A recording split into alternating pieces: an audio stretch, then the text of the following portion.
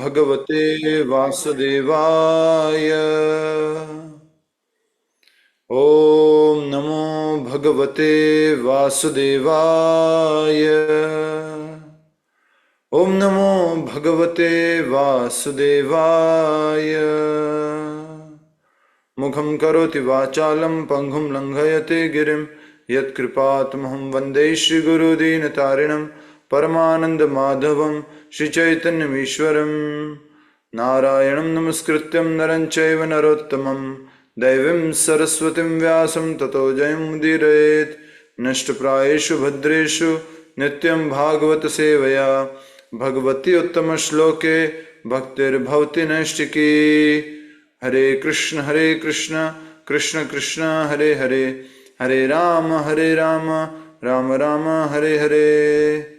नमो विष्णुपादाय कृष्णपृष्ठाय भूतले श्रीमते भक्तिवेदांत स्वामिनिति नामिने।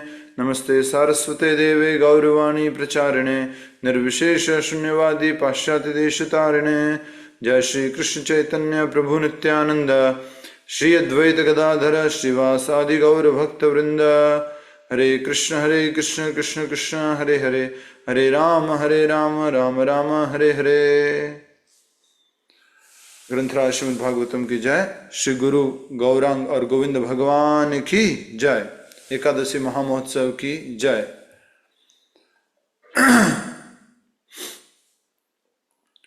हम श्रीमद् भागवतम के द्वितीय स्कंद को देख रहे हैं। प्रथम स्कंद के द्वितीय अध्याय को देख रहे हैं। प्रथम स्कंद द्वितीय अध्याय, दिव्यता तथा दिव्य सेवा। जब से सूत गोस्वामी जी ने बोलना शुरू किया उसमें देखेंगे तो प्रथम 2 श्लोक उन्होंने अपने गुरु जी को प्रणाम किया, उनकी वंदना की कि आप बिना यज्ञोपवीत संस्कार किए आप इतने क्वालिफाइड हैं कि आप जंगल की तरफ प्रस्थान कर गए हैं। वेद व्यास जी ने उनको पीछे से आवाज लगाई है, पेड़ों ने भी उनको पीछे से हे पुत्र करके प्रतिध्वनि प्रकट हुई है। उसके बाद हमने देखा था कि सूत गोस्वामी जी ने सुखदेव गोस्वामी जी के बारे में कहा कि मैं समस्त मुनियों के गुरु श्रील वेद व्यास के पुत्र सुखदेव को सादर नमस्कार करता हूँ। तो सभी मुनियों के गुरु हैं सुखदेव गोस्वामी जी, जिन्होंने सारे वैदिक शास्त्रों के सार को गुह्य रूप में अनुभव किया है, आत्मसात किया है, और जो भौतिक संसार के लोग हैं उनके ऊपर करुणा करते हुए उनको ये प्रदान किया है। फिर तीसरे श्लोक में हमने, चौथे श्लोक में देखा था नारायणम नमस्कृत्यम, अर्थात वो बोलना शुरू कर रहे हैं तो सबसे पहले वहाँ पे और भी जो मुख्य, जैसे कि भगवान नारायण, नर नारायण ऋषि और सरस्वती देवी, आध्यात्मिक सरस्वती देवी, ज्ञान की देवी, और वेद व्यास जी, इन सबको प्रणाम करते हुए कह रहे हैं कि श्रीमद् भागवतम की जय हो। और फिर मैं अगले श्लोक में देखा कि आप मुनियों की प्रशंसा करते हुए उन्होंने कहा कि आपने सही प्रश्न किए हैं। मुनिहा साधु पृष्ठोहम भवद्भिर लोक मंगलम, लोक मंगल के लिए आपके प्रश्न हैं। फिर हमने देखा कि 6ठे श्लोक में वो कहते हैं पहले प्रश्न का उत्तर देते हुए सवै पुंसः परो धर्मो, कि वास्तव में मनुष्य का परम धर्म क्या है। तो परम धर्म बताया भगवान श्री कृष्ण की प्रेमा भक्ति प्राप्त करना, और वो कैसी भक्ति, अहेतु की अप्रतिहता भक्ति करना। आप सभी के लिए एक छोटा सा प्रश्न है, पहले प्रेमा भक्ति आएगी कि पहले साधना भक्ति आएगी?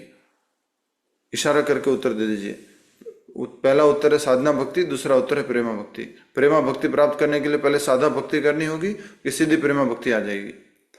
तो यस, प्रेमा भक्ति के स्तर तक पहुंचने के लिए हमें साधना भक्ति का अभ्यास करना होगा, और इसलिए भगवान की ये विशेष व्यवस्था के अंतर्गत हम इस गुरु शिष्य परंपरा में साधना भक्ति का अभ्यास कर रहे हैं। और फिर अगले श्लोक में, श्लोक संख्या 7 में हमने देखा कि भगवान श्री कृष्ण की भक्ति करने से मनुष्य तुरंत ही अहेतुक ज्ञान तथा संसार के वैराग्य को प्राप्त कर लेता है। तो भक्ति करने से ज्ञान और वैराग्य प्रकट होता है। विशेष रूप से अगर ऐसे देखें, ज्ञान होगा तो वैराग्य उत्पन्न हो जाएगा, और ज्ञान होगा तो भक्ति भी हम कर लेंगे। फिर अगले श्लोक में हमने देखा कि मनुष्य को कोई भी अपना कार्य अगर करना है, वो वैसा कार्य होना चाहिए जो उसकी रति उत्पन्न कर ले, रुचि उत्पन्न कर ले भगवान श्री कृष्ण की कथा के प्रति। धर्म स्वनुष्ठितः, स्वनुष्ठितः मतलब खुद का कोई जो कर्तव्य जो है वो कर्तव्य इस प्रकार से हो कि उसकी रुचि उत्पन्न हो जाए भगवान की कथा में। फिर आज जो हम श्लोक देख रहे हैं ये भी एक बहुत ही महत्वपूर्ण श्लोक है, श्लोक संख्या 9।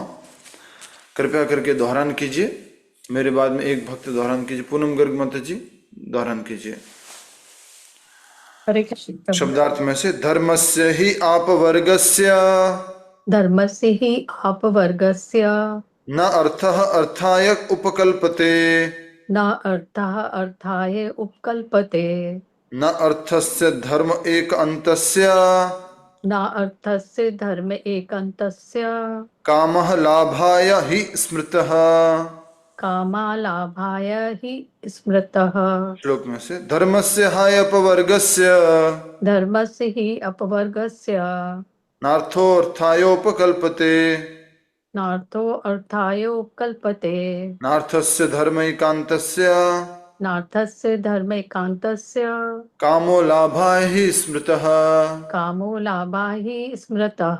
धर्मस्य हाय अपवर्गस्य, धर्मस्य हि अपवर्गस्य नार्थो अर्थायोपकल्पते, नार्थो अर्थायो कल्पते, नार्थस्य धर्म एकान्तस्य, नार्थस्य धर्मे कान्तस्य, कामो लाभाय हि स्मृतः। कामो लाभाय हि स्मृतः। शब्दार्थ सभी भक्त लोग अपने अपने साथ में बुक में से पढ़िए। धर्मस्य वृत्ति का ही निश्चय ही, आप वर्गस्य अंतिम मोक्ष का, न नहीं, अर्थः अंत लक्ष्य, अर्थाय भौतिक लाभ के लिए, उपकल्पते साधन के हेतु, न तो अर्थस्य भौतिक लाभ का, धर्म एक अंतस्य धर्म में लगे हुए के लिए, कामः इंद्रिय तृप्ति के, लाभाय लाभ हेतु, ही सही स्मृतः ऋषियों द्वारा बताया गया।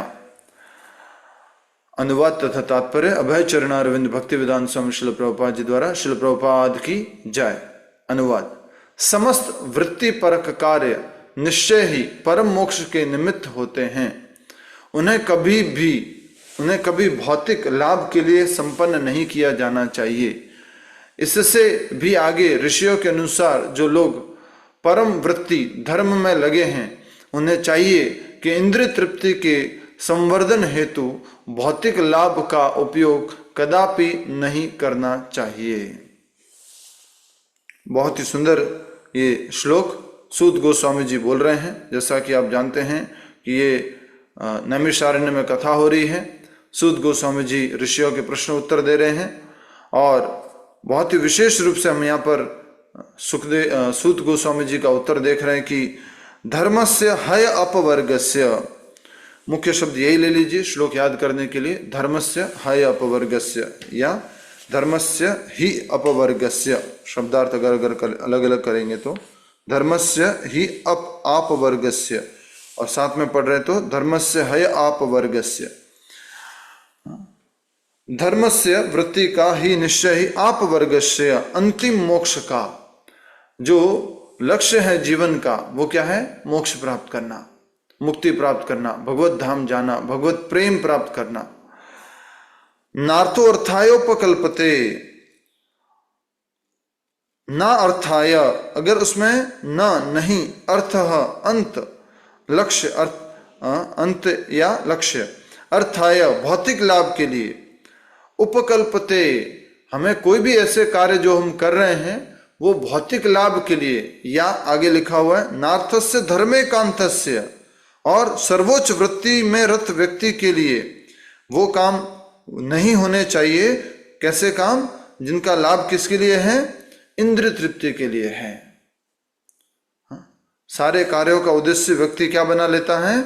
इंद्रिय तृप्ति। अगर याद करेंगे तो हमने सबसे पहले पढ़ा था एक सीढ़ी नुमा प्रकृति है और एक लिफ्ट प्रकृति है।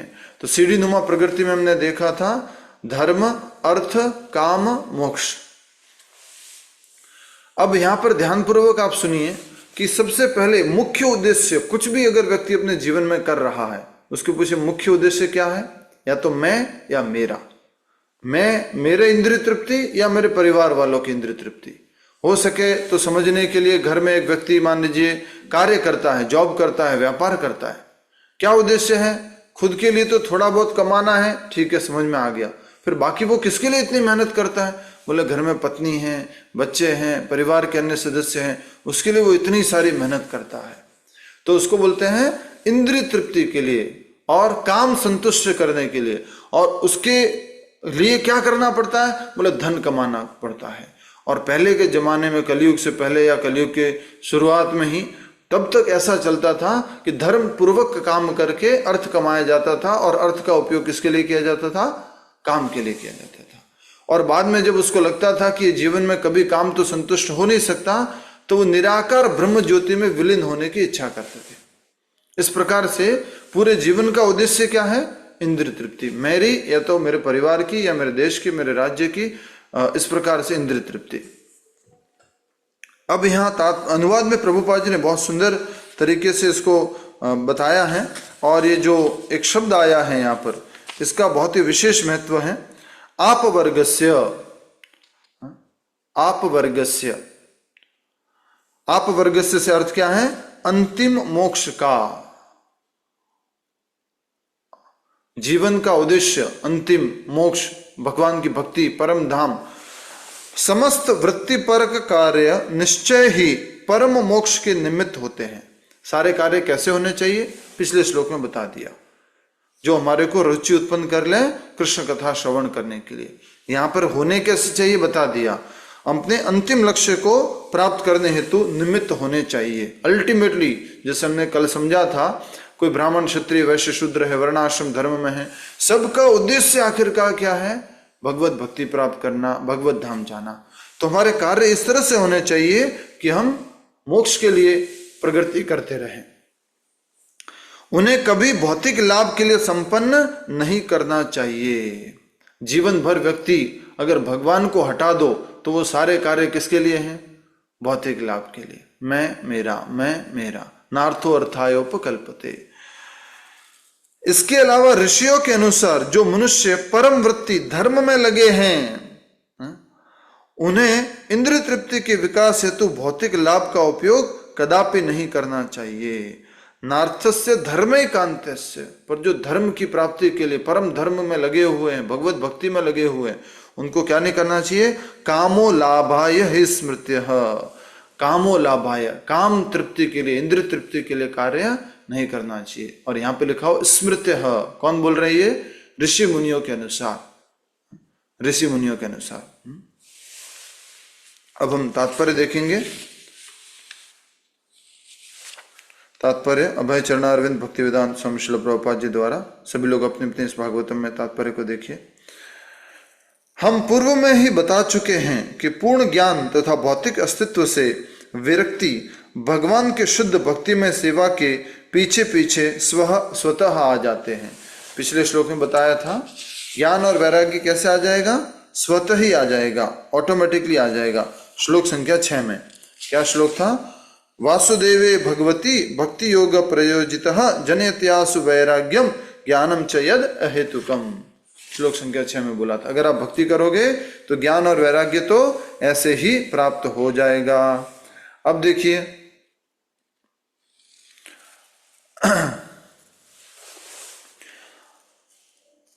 किंतु कुछ मनुष्य ऐसे होते हैं जो मानते हैं कि धर्म सहित समस्त प्रकार की वृत्तियां भौतिक लाभ के निमित्त हैं। आखिरकार जो भी हम कर रहे हैं किसके लिए होना चाहिए? मेरे लिए। जो पूजा, जो नाम जप, जो कीर्तन, कितने लोग मानते हैं कि हम पहले यही मानते थे, भगवान के पास जाना है मतलब किसके लिए जाना है? भगवान के लिए जाना है, भगवान को अच्छा लगे उसके लिए जाना है। हमें बचपन से यही सिखाया गया था कि भगवान के पास क्यों जाना?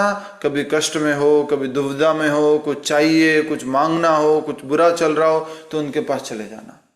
क्या हम भगवान के पास इसलिए जाते थे? भगवान क्या यह हमें सिखाया गया था ऐसा?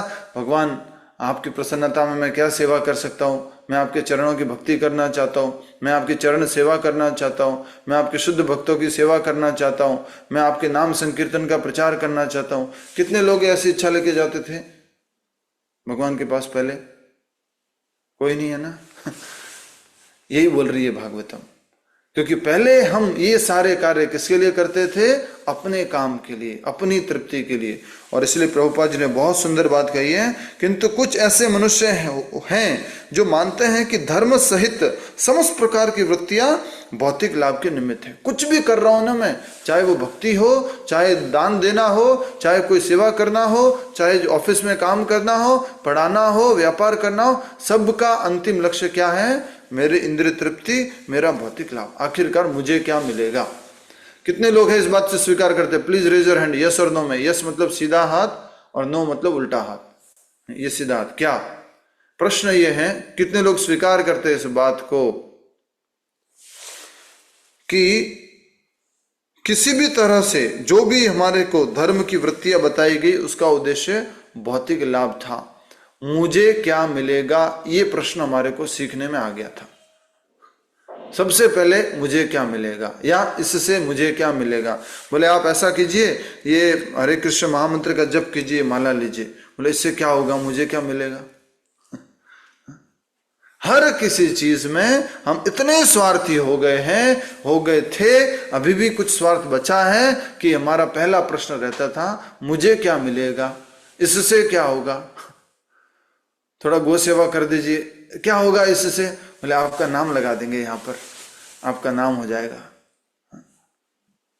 हर किसी कार्य में जो है हम स्वार्थ पूरित हो गए थे, पूरे स्वार्थ से भर गए थे। इसलिए यहां पर प्रभुपाद जी ने कह रहे हैं कि कुछ लोग ऐसा मानते हैं कि सारे कार्यों का उद्देश्य भौतिक लाभ है बस। संसार के किसी भी भाग में किसी भी साधारण व्यक्ति की सामान्य प्रवृत्ति यही होती है कि धार्मिक या अन्य वृत्ति के बदले कोई ना कोई भौतिक लाभ प्राप्त हो। क्लियर है? इसको अंडरलाइन कर लो। इन जनरल लोगों की मेंटेलिटी क्या है, ये लिखा हुआ है प्रभुपाद जी द्वारा। चाहे कोई चर्च जाए, चाहे कोई गुरुद्वारे जाए, कोई मस्जिद जाए, कहीं पर भी जाए, उसका उद्देश्य क्या है? मुझे कुछ न कुछ प्राप्त हो।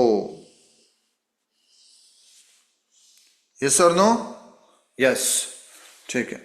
यहां तक कि वैदिक साहित्य में भी समस्त धार्मिक कृत्यों के लिए भौतिक लाभ का प्रलोभन दिया गया है, और अधिकांश मनुष्य ऐसे प्रलोभनों अथवा धार्मिकता के आशीर्वादों के प्रति आकृष्ट होते हैं। अर्थात शास्त्रों में भी ऐसे प्रलोभन दिए गए।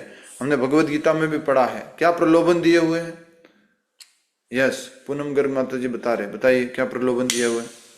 प्रभु शास्त्रों कहते में हैं, सॉरी प्रभु, हरे कृष्णा।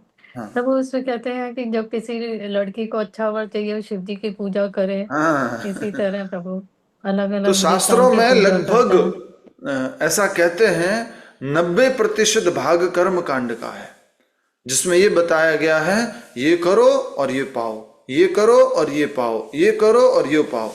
और उसको भगवत गीता में भगवान बताते हैं याम इमाम पुष्पिताम वाचम, ये flowery language of the Vedas is very attractive. और मैंने उदाहरण दिया था कि जब भी आप मार्केट जाओ, गए तो हो सब्जी खरीदने के लिए, पर वहां पर रास्ते में जा रहे और ऑफर लगा हुआ है, by one get one sari, special silk sari, special new year offer, तो क्या होगा? सब्जी तो आएगी कि नहीं आएगी मालूम नहीं, साड़ी जरूर आएगी। इसको बोलते हैं flowery language of the Vedas, attractive, एकदम लुभावनी भाषा। तो वेदों में भी ऐसी बातें कही गई है, ये यज्ञ करवा लो, ये पूजा करवा लो, इस तरह से ये कार्य कर लो, आपको ये लाभ हो जाएगा। ऐसे तथाकथित धार्मिक मनुष्य भौतिक लाभों के प्रति आकृष्ट होते हैं, क्योंकि भौतिक लाभ से इच्छाओं की पूर्ति हो सकती है और इच्छाओं की पूर्ति से इंद्रिय तृप्ति होती है। ऐसे धार्मिक कार्य क्यों करते हैं कुछ लोग? क्योंकि इससे क्या होगा? कुछ मिलेगा। इशारा करो, क्या मिलेगा? धन, संपत्ति, नाम, कुछ तो मिलेगा। और उसका उपयोग किसके लिए करेंगे? इंद्रिय तृप्ति के लिए करेंगे। आखिरकार उद्देश्य क्या रहता है? इंद्रिय तुष्टि। ये प्रभुपाद जी की भाषा में एक शब्द बोलना चाहता हूं, उसको अच्छे से सुन लीजिए। प्रवचन में प्रभुपाद जी बोलते हैं, एग्जैक्ट तो नहीं बोल पा रहा हूं, पर देखिए, we should always see that whatever I am doing, is it for me और कृष्णा? ये मेरे लिए है या कृष्ण के लिए है? इसमें मेरी इंद्रिय तृप्ति है या भगवान श्री कृष्ण के लिए है? मैंने कुछ समय तक अभ्यास करने की कोशिश की थी, लेकिन बड़ा मुश्किल है पूरे तरह से अभ्यास करना। हर कार्य में ऐसे देखना, इससे गुरु और कृष्ण प्रसन्न होंगे कि नहीं, या मेरी प्रसन्नता के लिए है। क्या ये गुरु और कृष्ण की प्रसन्नता के लिए है तो मैं इस कार्य को करूंगा, नहीं है तो नहीं करूंगा। लेकिन अभ्यास करना बहुत मुश्किल है, राइट। हर एक कार्य में गुरु और कृष्ण की प्रसन्नता देखना और उनको उनकी प्रसन्नता के लिए ही करना। वृत्तियों के इस चक्र में तथाकथित धार्मिकता भी आती है, जिसके बाद भौतिक लाभ और भौतिक लाभ के पश्चात इच्छा पूर्ति होती है। ठीक है, बिल्कुल ठीक बात है। इंद्रिय तृप्ति पूर्ण रूप से व्यस्त सभी प्रकार के व्यक्तियों का सामान्य मार्ग है, कोई डाउट इसमें। इंद्रिय तृप्ति जीने का उद्देश्य क्या? खाओ पियो ऐश करो मजे करो, और क्या करना है, क्या करना क्या है। किंतु श्रीमद् भागवतम के निर्णय अनुसार इस श्लोक में श्रील सूत गोस्वामी के कथन द्वारा इसका निषेध किया गया है। मनुष्य को चाहिए कि वह केवल भौतिक लाभ के लिए ही कोई वृत्ति न अपनाए, न ही भौतिक लाभ का उपयोग इंद्र तृप्ति के लिए किया जाए। भौतिक लाभ का उपयोग सदुपयोग किस प्रकार किया जा सकता है, इसका वर्णन आगे हुआ है। अब थोड़ा सा सीक्वेंस देख लीजिए, सीरीज क्या है। सबसे पहले कोई भी कार्य करना है, ठीक है, तो हमने यहां लिख दिया, मान लीजिए कार्य। अब इस कार्य का उद्देश्य क्या है? बोले कार्य का उद्देश्य होगा भौतिक लाभ। पहली बात तो हमारे सूत गोस्वामी जी कह रहे हैं कार्य का उद्देश्य भौतिक लाभ होना ही नहीं है, ठीक है। पर मान लीजिए ठीक है, आपने कार्य किया, पैसा कमाया, कुछ किया, उसका कार्य किया, उसका लाभ हो गया, भौतिक लाभ हो गया, पैसा कमा लिया। अब जो भौतिक लाभ हुआ है उस भौतिक लाभ को ऋषि मुनिगण कह रहे हैं कि उसको आपको जो है इंद्रिय तृप्ति के लिए नहीं लगाना है, उसको किसके लिए लगाना है? भगवत सेवा के लिए लगाना है। किसी न किसी प्रकार से धन संपत्ति कमाई है, चलो भगवान को भोग लगा करके खाते हो, भगवान के लिए वस्त्र लाते हो, भगवान का श्रृंगार आदि करते हो, भक्तों की सेवा करते हो। भगवत भक्ति का प्रचार सबसे बड़ी सेवा है, भगवत भक्ति का प्रचार, उस प्रचार कार्य में सहयोग करते हो। सबसे बड़ी सेवा ये प्रचार कार्य में सहयोग करना। तो इस तरह से उस सेवा में लगते हो, तो आपने क्या किया? कार्य तो किया, भौतिक कार्य किया, भौतिक लाभ भी हुआ, और उसका अर्थ, उसका जो लाभ था, वो जो पैसा जो था, वो आपने किस में लगाया? सेवा में लगाया। ये सही उपयोग है। अदरवाइज साधारणतः मनुष्य क्या कर रहे हैं? बहुत कार्य करना, खूब भौतिक लाभ करना, चाहे वो आध्यात्मिक कार्य हो या भौतिक कार्य हो, उसका लाभ भौतिक लाभ होना चाहिए, धन संपत्ति होना चाहिए, और उसका उद्देश्य क्या? इंद्रिय तृप्ति। हमारे शास्त्र बोल रहे हैं इंद्रिय तृप्ति के लिए न तो आपको भौतिक कार्य करने हैं, न ही उस भौतिक लाभ को उसमें लगाना है। समझ में आ गई सीरीज? एक बार फिर से आप देख लो, ये अंत लाइनों में लिखी हुई। अंत में मनुष्य को चाहिए कि वह केवल भौतिक लाभ के लिए कोई वृत्ति न अपनाए। कोई भी काम किस लिए ना करे? भौतिक लाभ के लिए। कुछ काम ऐसे भी होने चाहिए निस्वार्थ हो। समझ में आ रहा है? निस्वार्थ सेवा, अहेतु की, अप्रतिहता। भक्ति कैसी होनी चाहिए? अहेतु की। हम तो हर किसी चीज में क्या ढूंढ लेते हैं? हेतु ढूंढ लेते हैं। मान लीजिए व्यापारी जी हमारे गए, कोई आप में से कोई बिल्डर हैं, वृंदावन गए, बोले ठीक है अब सब कुछ छोड़ दिया है, वृंदावन जाके रहेंगे। व्यापार करते हैं, बिल्डर का व्यापार है, वहां जाके उनको लगा अरे यार क्या बात है, वृंदावन में तो मार्केट बहुत अच्छा है, तो क्या करें, यहाँ पे बोले थोड़ा अपना काम हम शुरू कर देते हैं। इसी तरह से एक सरिये के व्यापारी थे, तो व्यापारी जो हैं वो बहुत आसक्त थे अपने व्यापार से। ये स्टोरी बता रहा हूँ, story time, smile please, Hari बोल, यस। तो एक व्यापारी थे, वो बहुत आसक्त थे अपने व्यापार से, उनके बच्चे 4 थे, तो उन्होंने कोशिश की कि पिताजी अब थोड़ा सा भक्ति करें, नाम जप करें, तीर्थ यात्रा करें, तो कुछ नहीं हो पाया। तो एक प्रभु जी आए इस्कॉन से, वो मिले उन 4 पुत्रों से, उन्होंने बोला प्रभु जी आप कुछ भी करो, मेरे पिताजी को तीर्थ यात्रा पे लेके जाओ।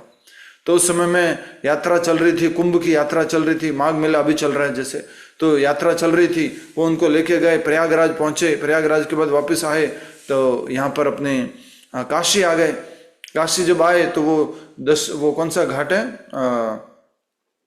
कौन सा घाट होता है जहाँ पर वो मणिकर्णिका घाट, जहाँ पर बहुत सारे शव जलते रहते हैं, तो वहां पर वो पहुंचे और वहां पर देखा और बोला कि प्रभु जी बहुत अच्छा कि आप मुझे यहाँ लेके आ गए। प्रभु जी खुश हो गए कि आखिरकार ये व्यापारी जो है रियलाइज कर गए कि जीवन का उद्देश्य क्या है। इन्होंने देखा कि शरीर जल रहा है, क्या मतलब है जीवन का, कुछ मतलब नहीं है जीवन का, भक्ति करनी है, नाम जप करनी है। प्रभु जी ने सोचा कि बहुत बढ़िया, बोले अच्छा हुआ आपको रियलाइज हो गया जीवन का उद्देश्य वगैरह सब, बहुत बढ़िया, वेरी नाइस। तो बोलते हैं कि हाँ हाँ मुझे सब समझ में आ गया, मैंने जिंदगी भर अपनी पूरी जिंदगी वेस्ट की, मैंने पूरी जिंदगी जो है अपना समय ऐसे ही बिता दिया। बोले क्यों, कैसा लग रहा है आपको यहाँ पर इस मणिकर्णिका घाट पर? तो वो व्यापारी बोलते हैं कि देखिए मैंने सरिये का व्यापार किया, मैं शायद लकड़ी का व्यापार करता काले यहाँ पर आकर के, काशी में आकर के, तो मेरा व्यापार बोले 10 गुना 20 गुना 50 गुना हो जाता। बुद्धि कहाँ पर अटकी हुई है अभी भी? वृंदावन चले जाओ या काशी चले जाओ या कहीं पर भी चले जाओ, मैं मेरा इंद्र तृप्ति के लिए मुझे धन मिल जाए, मुझे व्यापार मिल जाए, ऐसा। तो इस प्रकार हमें अपने आप की वृत्ति को, जो कार्य है उसको भगवत भक्ति की तरफ लेके जाना है। अब देखिए इसमें एक शब्द उपयोग हुआ था, आप वर्गस्य। एक होता है पवर्ग और एक होता है अपवर्ग। तो पवर्ग क्या होता है उसको आप लिख लीजिए। अपर देखिए पवर्ग मतलब, इधर देखिए प्लीज एक बार, पहले इधर देख लो। पवर्ग मतलब नीचे की तरफ जाना, अपनी अपनी अधोगति में जाना। अपवर्ग मतलब अंतिम मोक्ष की तरफ जाना, भगवान की तरफ जाना। तो अपवर्ग, तो अपवर्ग किससे पहले आता है? पवर्ग। पवर्ग मतलब जैसे होता है ना क ख ग घ ङ, तो ऐसे ही पवर्ग प फ ब भ म। तो हमारी भागवतम आज आपको सिखाएगी प फ ब भ म, ठीक है? तो सभी लोग सीखिए। सभी ने लिख लिया प फ ब भ म। अब इसका अर्थ लिखिए आप सब लोग। प का अर्थ है परिश्रम। व्यक्ति जीवन भर क्या करता रहता है? परिश्रम। और कितना परिश्रम करता है, कितना परिश्रम करता है कि उसके मुंह से क्या निकल जाता है? फ। फ मतलब फेना, फेना, फे। सोचो, मैंने जब पहली बार ये सुना था ना, मेरे तो आंखें ऐसे खुल के रह गई। मैंने प फ ब में ये सब कुछ लिखा हुआ है, सीधा अर्थ है जीवन का। इतनी मेहनत करता है व्यक्ति कि मुंह से क्या निकल जाता है? फेना, कि पूरा झाग निकल गया, इतना मेहनत किया उसने। प फ ब भ म जीवन की संघर्ष है। प परिश्रम, फ फैन या थकावट, इतनी थकावट होगी। फ प फ ब का अर्थ है बंधन। और इतनी मेहनत की है, इतने काम किए अलग अलग प्रकार के कि उसको क्या लग गया है? बंधन। फेन, फेन का मतलब माता जी जो मुंह से झाग निकलता है, फेना निकलता है, उसको क्या बोलेंगे एग्जैक्टली मुझे मालूम नहीं इंग्लिश में। तो प फ ब मतलब बंधन। किसका बंधन लग गया? कर्मों के कारण बंध जाना। इतने सारे काम किए हैं अपने इंद्रिय तृप्ति के लिए, इतना मेहनत किया है कि बंधन लग गया है। अब प फ ब के बाद आ गया भ, और भ का अर्थ क्या है? फोर्थ होता है और इंग्लिश में फोर्थ, झाग, ठीक है। तो भ का अर्थ क्या हो गया? भय। अब इतना भय लग रहा है कि इतने सारे काम किए जिंदगी भर, इतने सारे अलग अलग प्रकार के अपराध हो गए हैं, पाप हो गए हैं। अब व्यक्ति किसमें हो गया है? भ में, भय लग रहा है। और भविष्य की चिंता, अलग अलग प्रकार के कर्म जो किए उसके रिएक्शन की चिंता, या मृत्यु का डर, या जीवन में हानि का डर, ये सब जो है उसका भय लगा हुआ है। प फ ब भ। भ के बाद क्या आता है लास्ट में? म। और ऐसे लास्ट में क्या हो जाती है? म। म मतलब मृत्यु। रामावतार जी प फ ब भ म में पूरा जीवन हो गया। प परिश्रम, ब प फ फेन, ब बंधन, भ भय, म मृत्यु। समाप्त। जीवन भर ये सिखाया करो, बेटा मेहनत करो, बेटा मेहनत करो, आलसी मत बनो, बेटा मेहनत करो, मेहनत करो, पैसा कमाओ। और वो सीधा कहां लेके जाएगा? माता का। ये है पवर्ग। प फ ब भ म। अपवर्ग क्या हो गया? उल्टा। इसका मतलब ये आपको किधर की तरफ लेके जाएगा? भक्ति की तरफ लेके जाएगा, भगवान की तरफ लेके जाएगा। तो ये बहुत ही सुंदर प्रभुपाद जी द्वारा अपने प्रवचनों में समझाया गया है। मैं आप सभी से पुनः आग्रह करता हूं, अपने जीवन में समय निकाल करके ये एक टारगेट बना देना कि इस दुनिया के परम आचार्य हुए हैं भक्ति वेदांत स्वामी प्रभुपाद जी, जिनका प्रवचन सीख करके सुन करके दुनिया बदल रही है। हिप्पीज बदल गए थे, मुझे उनके सारे प्रवचन सुनने हैं। हिंदी में ही अगर आपको समझ में आते हैं तो 47 प्रवचन है प्रभुपाद जी के हिंदी में, इंग्लिश में हजारों प्रवचन है प्रभुपाद जी के। तो आप लक्ष्य बना करके ऐसे सुनने की कोशिश करें। भगवान की कथा के प्रति रुचि आनी है, अर्थात प्रभुपाद जी ने जो प्रवचन दिए हैं उनके प्रति हमारी रुचि होनी है। तो ये हो गया प वर्ग। अब हम चलते हैं अगले श्लोक की तरफ। अर्थात अब बताया जाएगा जो लिखा हुआ यहाँ पर कि भौतिक लाभ का सदुपयोग किस प्रकार किया जा सकता है। अब क्या करें, कार्य तो कर रहे हैं, भौतिक लाभ होगा, उसका सदुपयोग किस प्रकार करें।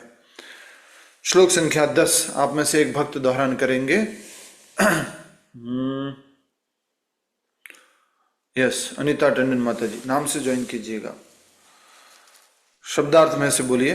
कामस्य न इंद्रिय प्रीति, कामस्य न इंद्रिय प्रीतिः, लाभः जीवेत यावता, लाभः जीवेत यावता, जीवस्य तत्व जिज्ञासा, जीवस्य तत्व जिज्ञासा, न अर्थ या च इह कर्मभिः। न अर्थ च यह च इहि कर्मभिः। यस, श्लोक में से कामस्य नेन्द्रिय प्रीति, आप बोलिए माता जी। कामस्य नेन्द्रिय प्रीतिः, प्रीतिर, कामस्य नेन्द्रिय प्रीतिर, कामस्य नेन्द्रिय प्रीतिर्, लाभो जीवेत यावता, लाभो जीवेत यावता, जीवस्य तत्व जिज्ञासा, जीवस्य तत्व जिज्ञासा, नार्थो यश्चेह कर्मभिः। नार्थो यश्चेह कर्मभिः। यस, शब्दार्थ। कामस्य इच्छाओं का, न नहीं, इंद्रिय इंद्रियों की, प्रीति ही तुष्टि, लाभ लाभ, जीवेत आत्म संरक्षण, यावता जितना, जीवस्य जीव का, तत्व परम सत्य की, जिज्ञासा पूछताछ, न नहीं, अर्थ अंत, लक्ष्य, यह च यह अन्य जो भी, कर्म भी वृत्तियों द्वारा। अनुवाद तथा तात्पर्य अभय चरणारविंद भक्तिवेदांत स्वामी श्रील प्रभुपाद जी द्वारा। श्रील प्रभुपाद की जय। अनुवाद। जीवन की इच्छा इंद्रिय तृप्ति की ओर लक्षित नहीं होनी चाहिए। मनुष्य को केवल स्वस्थ जीवन की या आत्म संरक्षण की कामना करनी चाहिए, क्योंकि मानव तो परम सत्य के विषय में जिज्ञासा करने के निमित्त बना है। मनुष्य के कर्मों का इसके अतिरिक्त अन्य कोई लक्ष्य नहीं होना चाहिए। बहुत ही सुंदर सटीक हमारे सारे के सारे प्रश्नों का उत्तर दे दिया है सूत गोस्वामी जी ने। इसको इस तरह से कह सकते हैं, जीवन जिए क्यों, इस प्रश्न का उत्तर है। मैं क्यों जीऊं, उस प्रश्न का उत्तर दिया गया यहां पर। ध्यान से सुनिए, मनन कीजिए इस सूत गोस्वामी जी के इस कथन पर। कह रहे हैं कामस्य नेन्द्रिय प्रीतिर लाभो यावेत, लाभो जीवेत यावता। जीवन की इच्छा इंद्रिय तृप्ति की और लक्षित नहीं होनी चाहिए। न इंद्रिय प्रीतिर, इंद्रिय तुष्टि की और लक्षित नहीं होने। न इंद्रिय प्रीतिर, इसको अंडरलाइन कर लो। न इंद्रिय प्रीतिर लाभो।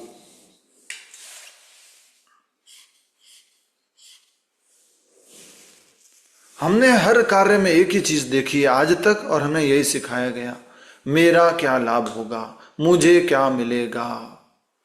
और यहां पर सूत गोस्वामी जी कह रहे हैं आप कुछ इच्छा मत करो अपनी इंद्रिय तृप्ति के लिए। कामस्य इच्छाओं का नहीं इंद्रियों की प्रीति ही, इंद्रिय प्रीति के लिए इच्छाएं मत करो, इंद्रिय तृप्ति के लिए इच्छाएं ना करो। जीवेत यावता, जो भी अगर इच्छा करनी है या कुछ कार्य करना है तो वो किसके लिए करना है? जीवेत यावता। जीवेत मतलब जीवन जीने के लिए, यावता मतलब संरक्षण के लिए, जितना जीवन में आवश्यक है उसके लिए, बस जीवेत आत्म संरक्षण के लिए, जीवन जीने के लिए। समझ में आ रहा है? सभी लोग यस नो बोलो। ये यस है और ये नो है। हाँ, समझ में आ रहा है? जीवन किसके लिए जीना है, या धन संपत्ति या कुछ भी कमाना किसके लिए है? बस प्रभुपाद जी बोलते हैं for the basic necessity of life. जितना जीने के लिए, जितना ही शरीर को आत्म संरक्षण के लिए आवश्यक है उतना ही। आप में से कितने लोग हैं जिनके पास, कुछ लोग यहां बैठे हुए, आप लोग सब बैठे हुए यहां पर, जिनके पास पहले धन कम था, तब वो कम रोटी खाते थे, और अब जो है ज्यादा धन हो गया है तो वो 15 रोटी खाते हैं, वो भी चांदी की। कोई है आप में से? उल्टा उल्टा हो गया है। पहले खा लेते थे, शरीर ठीक था, स्वस्थ था, अब वो डॉक्टर ने बोल दिया कि उबला हुआ ये खाओ, वो वैसा खाओ, ऐसी बाजरे की रोटी खाओ।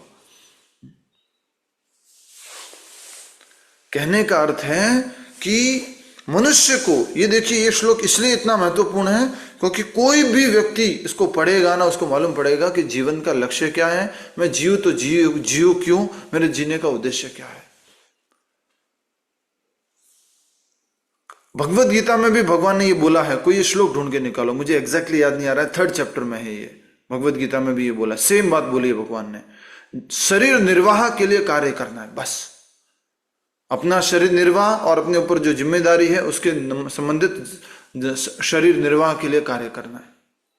तो यहां पर साफ साफ सूत गोस्वामी कह रहे हैं, जीवन की इच्छा इंद्रिय तृप्ति की और लक्षित नहीं होनी चाहिए।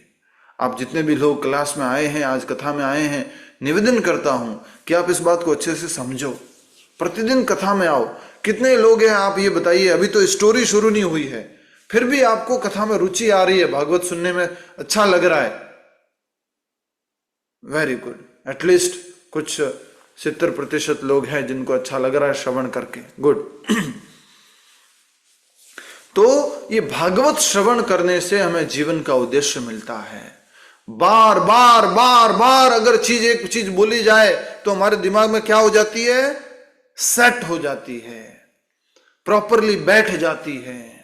बार बार बार बार बार बार बार बार बोला जाएगा, तुम शरीर नहीं हो, तुम शरीर नहीं हो, तुम आत्मा हो, तुम आत्मा हो, भगवत भक्त हो, बैठ जाएगा वो पूरी तरह से। उसी तरह से हमें ये बार बार बार बार भागवत श्रवण करेंगे तो बैठ जाएगा। इतना सुंदर ये जो है सूत गोस्वामी जी का वाक्य है कि जीवन की इच्छा इंद्रिय तृप्ति की और लक्षित नहीं होनी चाहिए। मनुष्य को केवल स्वस्थ जीवन की या आत्म संरक्षण की कामना करनी चाहिए, बस। सर्दियां हैं तो अच्छे गर्म कपड़े हो, ठीक है, घर हो रहने के लिए और सुविधा हो, कुछ बेसिक सुविधा वो चाहिए, वो सुविधा हो, इस तरह से अपना जीवन जीना चाहिए। लेकिन अभी क्या हो गया है, सर्दियां हैं तो बहुत ज्यादा एक्स्ट्रा फैसिलिटीज है, गाड़ी है तो अलग अलग प्रकार की गाड़ी है, खाने के लिए अलग अलग प्रकार का वैरायटीज है, और उसमें हम और आगे बढ़ना चाहते हैं, और वैरायटीज ऐड करें, और चीजें ऐड करें, और वस्तुएं लेके आए, और चीजें बढ़ाते रहें, उसमें फंस रहे हैं। अब हमें समझ में आ गया है, प्लीज ऑनेस्टली, अगर आप सब लोग सब सारी स्क्रीन देख सकते हो तो सारी स्क्रीन में देखना, लोगों के हाथ खड़े किए हुए, कितने लोगों का जब से भगवत गीता भागवत आदि प्रवचन सुन रहे हो, भगवत भक्ति में आए हो, प्रभुपाद जी की सेवा में आए हो, खुद के ऊपर खर्चा कम हो गया है, खुद के कपड़े, खुद का कुछ ये कुछ लाना जाना आना, ये कुछ खुद के ऊपर जो खर्चा जो होता है वो कम हो गया है। यस, वेरी गुड, बहुत सारे लोग हैं, आप देख सकते हैं। इसको बोलते हैं कि हम जो हैं अपने ऊपर नियंत्रण कर रहे हैं, अपने जीवन की आवश्यकताओं को आवश्यकताओं तक ही सीमित रख रहे हैं, जीवन में जो कुछ चाहिए वो उतना ही हम ले रहे हैं, उससे अधिक जो है हम नहीं कर रहे हैं। बहुत ही सुंदर ये चौथे अध्याय में श्लोक मिला है, थैंक यू भावना साहू जी। चौथे अध्याय का 21वां श्लोक है, 4.21 BG, खोल लीजिए सभी लोग या डिस्प्ले कर सकते हैं भावना जी। चौथे अध्याय का 21वां श्लोक, निराशीर यत चित्तात्मा त्यक्त सर्व परिग्रह शारीरम केवलम कर्म कुर्वन् नाप्नोति किल विषम। अर्थात क्या है इसका अर्थ, BG 4.21। आप लोग अपनी भगवत गीता पास में रखा कीजिए, पूरी भगवद गीता साथ में रिवीजन होती रहेगी। तो प्रभुपाद जी कह रहे हैं, such a man of understanding acts with mind and intelligence perfectly control, gives up all sense proprietorships over his positions and acts only for the bare necessities of life. शारीरम केवलम कर्म, जितना शरीर के लिए आवश्यक है उतना ही वो कार्य करता है, उतना ही वो धन संपत्ति एकत्रित करता है। ठीक है। ये भगवान ने गीता में भी बता दिया, 4 अध्याय के 21वें श्लोक में, तीसरे में नहीं था ये। जीवन की इच्छा इंद्रिय तृप्ति की और लक्षित नहीं होनी चाहिए। मनुष्य को केवल स्वस्थ जीवन की या आत्म संरक्षण की कामना करनी चाहिए, क्योंकि मानव तो परम सत्य के विषय में जिज्ञासा करने के निमित्त बना है। अंडरलाइन कर लो तात्पर्य, अभी तक की अनुवाद की पहली लाइन है जिसको हम अंडरलाइन कर रहे हैं। अभी तक के अनुवाद की पहली लाइन है जिसको हम अंडरलाइन कर रहे हैं। क्योंकि मानव तो परम सत्य के विषय में जिज्ञासा करने के लिए बना है। जीवस्य तत्व जिज्ञासा, ये मुख्य शब्द और हो गया, जीवस्य तत्व जिज्ञासा। इंद्रिय प्रीतिर लाभों के लिए नहीं, किसके लिए है? जीवस्य तत्व जिज्ञासा। जीव किसके लिए बना? मानव जीवन किसके लिए मिला? तत्व जिज्ञासा के लिए। मैं कौन हूं, मेरे जीवन का उद्देश्य क्या है, कृष्ण कौन है, मैं उनको प्राप्त कैसे कर सकता हूं, इन सारे उद्देश्यों की पूर्ति के लिए मिला है। आप में से जो भी लोग अगर कहीं ऑफिस में हैं, अपने किसी व्यापार में हैं, वीडियो ऑन करके नहीं बैठ सकते, कोई बात नहीं, पर जो लोग वीडियो ऑन करके बैठ सकते हैं वो वीडियो ऑन करके बैठे और इस कथा का पूरा लाभ लें, जिससे कि आप अच्छे से श्रवण करें और उसको नोट्स बना रहे, लिख रहे, अटेंशन के साथ में। मनुष्य के कर्मों का इसके अतिरिक्त अन्य कोई लक्ष्य नहीं होना चाहिए। तो क्यों काम करें, क्यों जीवन जिए?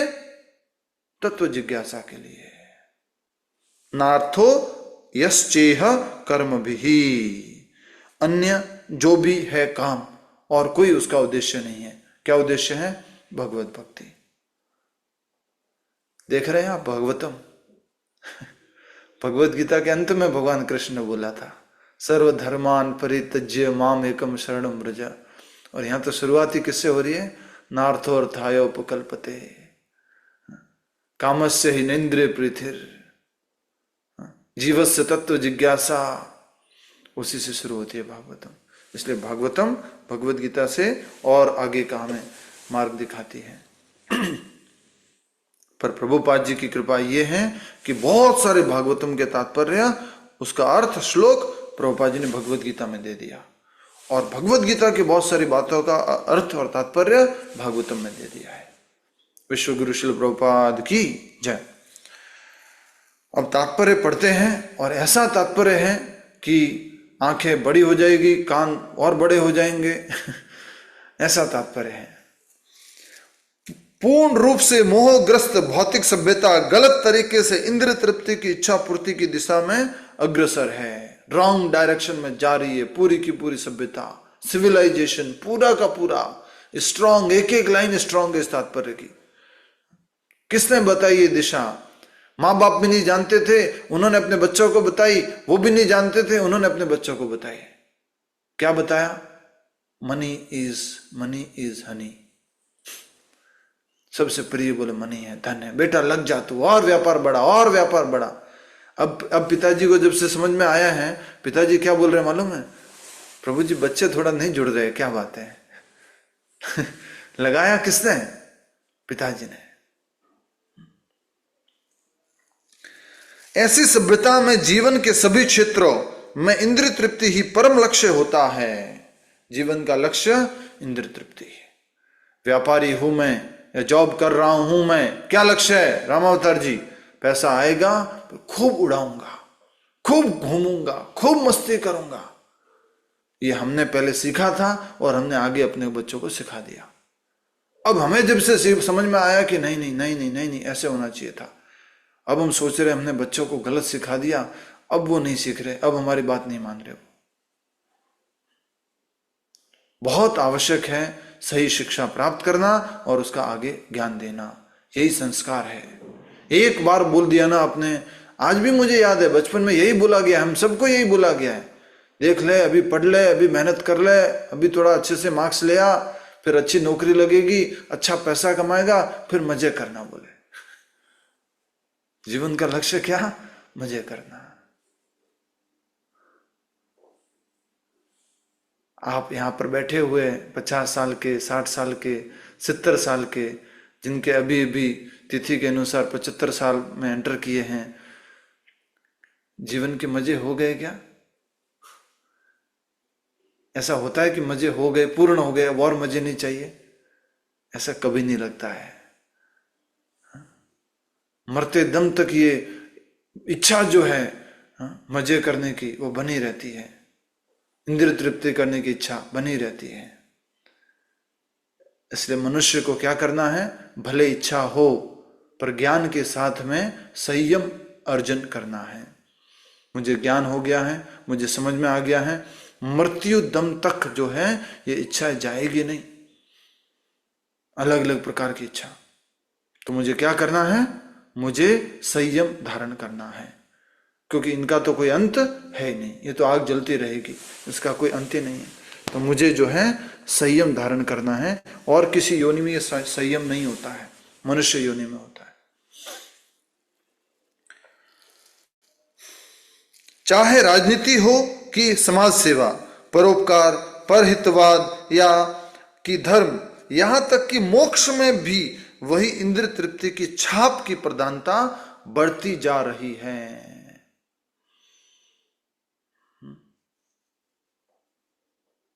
मोक्ष तक भी इंद्रिय तृप्ति की छाप बढ़ती जा रही है। अर्थात मोक्ष भी क्यों चाहिए? सारी समस्या से खत्म, मैं बस निराकार ब्रह्म में विलीन हो जाऊं, मेरे को कोई टेंशन नहीं, कोई चिंता नहीं, कोई डर नहीं, कोई भय नहीं, कोई परिश्रम नहीं, कोई फेन नहीं, कोई बंधन नहीं, कोई भय नहीं और कोई मृत्यु नहीं। तो बस मैं अपना बस शांति से चला जाऊं, मैं शांति में पहुंच जाऊं, ये इंद्रिय तृप्ति है खुद के लिए।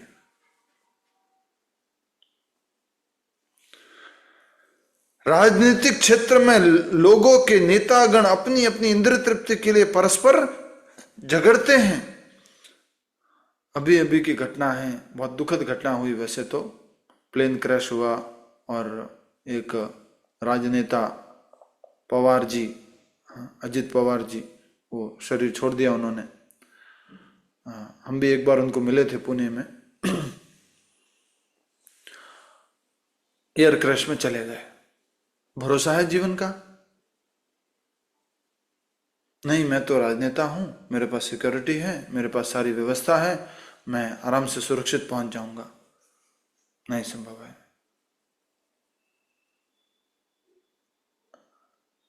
जीवस्य तत्व जिज्ञासा, जीवन का उद्देश्य क्या है? तत्व जिज्ञासा।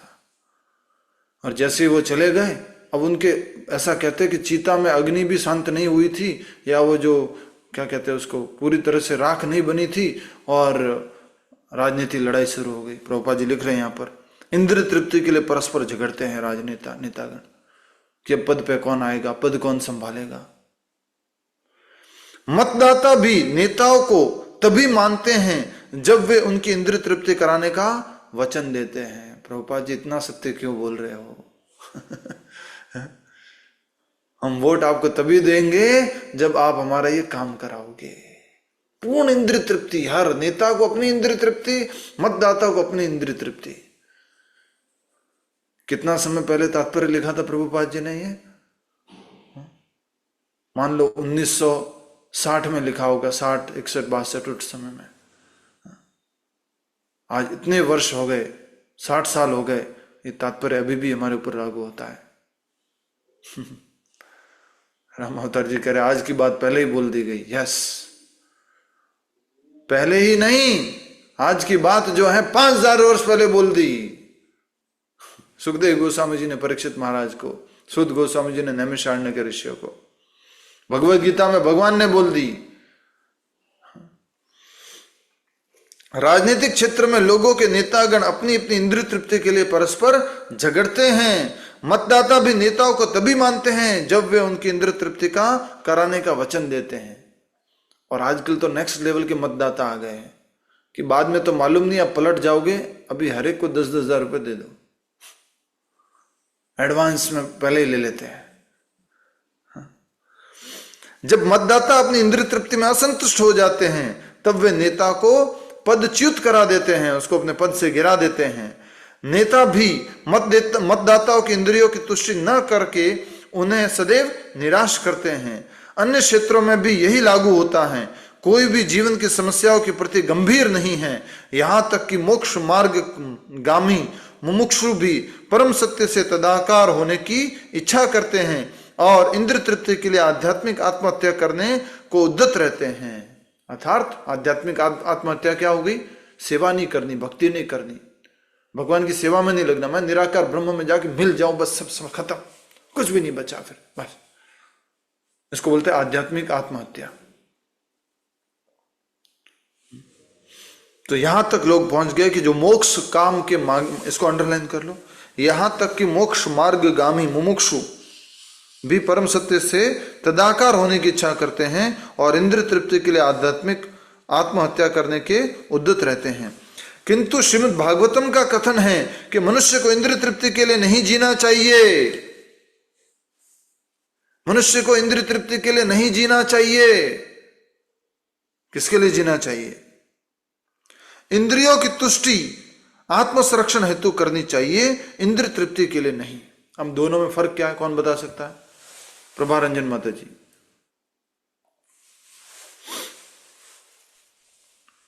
प्रभु जी, शरीर की इंद्रियों के लिए जितनी आवश्यकता है उतना ही मतलब उपभोग करना चाहिए, लेकिन अपनी सेंस ग्रेटिफिकेशन के लिए मतलब नहीं करना चाहिए। आत्म संरक्षण के लिए, इस आत्मा के इस शरीर में रख रखाव के लिए, अच्छे से ये शरीर रह जाए, ठीक रहे, स्वस्थ रहे, उसके लिए इंद्रिय तुष्टि जो है करनी चाहिए। उतनी ही खाना इतना चाहिए जितना इस शरीर के लिए चाहिए, जिससे कि शरीर स्वस्थ रह सके, स्वस्थ और रह हम सके, पूजा पाठ कर सकें, पूजा पाठ में हमें विघ्न ना आए, भक्ति कर सके। भक्ति कर सकें। पूजा पाठ में मत जाओ, फिर फंस जाओगे। नहीं पूजा पाठ का अर्थ हो जाता है फिर बस बोले अगरबत्ती कर सके, दीपक कर सके, और उसमें हम गा सके, धन संपत्ति घर आवे, कष्ट मिटे तन का। आज भी लोग कथा में आते हैं लेकिन ये आरती भी गाते घर पे। छोड़ दीजिए ये आरती गाना, गाओगे तो दिमाग में बैठा रहेगा, ये आरती मत गाया करो। तो कोई दूसरा भाव प्रकट हो जाए तो अलग बात है, लेकिन फंस जाओगे नहीं तो। जीवन का उद्देश्य जो है, अरुण भट्ट जी ने भी कुछ लिख के भेजा है, पढ़ लेते हैं, इतनी मेहनत की उन्होंने लिखने की। तो जीवन का मुख्य उद्देश्य है न कि केवल इंद्रियों की तृप्ति या मानव जीवन को स्व साक्षात्कार, तो स्व साक्षात्कार परम सत्य ईश्वर के ज्ञान की ओर निर्देशित करता है। तो मनुष्य जीवन किसके लिए है? भक्ति करने के लिए, नाम जप करने के लिए, चिंतन करने के लिए, जीवस्य तत्व जिज्ञासा करने के लिए। नहीं तो कहां पर अटक जाती है गाड़ी? मुमुक्षु भी ही, पूजा करने वाले लोग भी अपनी आरती में क्या बोलते हैं भगवान से? भगवान कष्ट हरो मेरा, धन संपत्ति घर आवे, कष्ट मिटे तन का। आप मेरे शरीर का कष्ट मिटाओ। मैंने गलती से ज्यादा खा लिया था, आपने तो बोला था भगवत गीता में कि कम खाना, युक्त आहार विहारस्य, थोड़ा नियम से चलना, लेकिन मैंने ज्यादा खा लिया, ज्यादा भोग कर लिया, अब इतनी बीमारियां हो गई, आप कष्ट कम मिटाओ जिससे कि मैं और इंद्रिय भोग कर सकूं। किंतु श्रीमद् भागवतम का कथन है कि मनुष्य को इंद्रिय तृप्ति के लिए नहीं जीना चाहिए, इंद्रियों की तुष्टि आत्म संरक्षण हेतु करनी चाहिए, इंद्रिय तृप्ति के लिए नहीं। चूंकि शरीर इंद्रियों से बना है और इन इंद्रियों को कुछ तुष्टि की आवश्यकता होती है, अतः ऐसी इंद्रियों की तुष्टि के लिए कुछ विधि विधान बनाए गए हैं, किंतु इंद्रिया अनियंत्रित भोग के लिए नहीं है। और हम किस में लग गए हैं? अनियंत्रित भोग में। मनुष्य जीवन में ही अनियंत्रित भोग को रोका जा सकता है। मनुष्य जीवन योग योनि है, बाकी जितनी भी योनियां हैं वो भोग योनि हैं, उसमें संयम नहीं है। मनुष्य योनि में संयम है। मालूम हो जाता है कि नहीं, इस इंद्रिय भोग में हम जीवन भर लगे रहेंगे ना तो भी हाथ कुछ नहीं लगने वाला है, या कभी ये नहीं लगने वाला कि आहा बहुत बढ़िया मजे कर लिए भाई, कभी नहीं लगने वाला है। आज तक न हुआ है न कभी होगा। कोई भी इंद्रिय तृप्ति में लिप्त व्यक्ति, भोग में लिप्त व्यक्ति मरते समय खुशी खुशी चला जाए, ऐसा न हुआ है न कभी होगा। मरते समय वो दुखी ही रहता है, उसके मन में ऐसी ही हमेशा शोक की अवस्था बनी रहती है।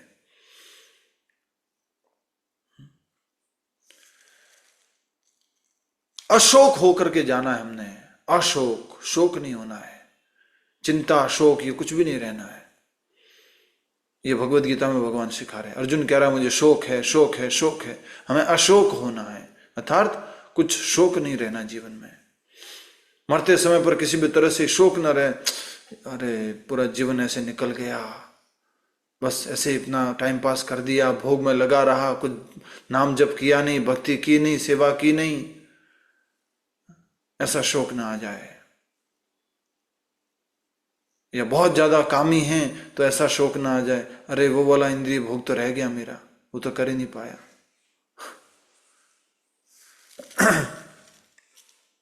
चूंकि शरीर इंद्रियों से बना है और इंद्रियों को कुछ तुष्टि की आवश्यकता होती है, अतः ऐसी इंद्रियों की तुष्टि के लिए कुछ विधि विधान बनाए गए हैं। अर्थात ऐसे इंद्रिय तुष्टि कीजिए, ऐसे मत कीजिए, ऐसे कीजिए, ऐसे मत कीजिए। भगवान को अर्पण किया हुआ प्रसाद पाइए, दूसरा कुछ मत पाइए। अगला, चूंकि शरीर, ये पढ़ लिया हमने, किंतु इंद्रिया अनियंत्रित भोग के लिए नहीं है। अंडरलाइन कर लो इतना सा बस, किंतु इंद्रिया अनियंत्रित भोग के लिए नहीं है।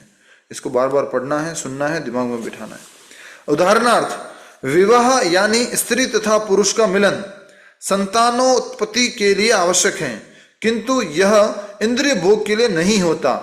स्वेच्छा से निरोध के अभाव में परिवार नियोजन के लिए प्रचार करना पड़ता है, किंतु मूर्ख लोग यह नहीं जानते कि परम सत्य की खोज में लगते ही स्वतः परिवार नियोजन हो जाता है।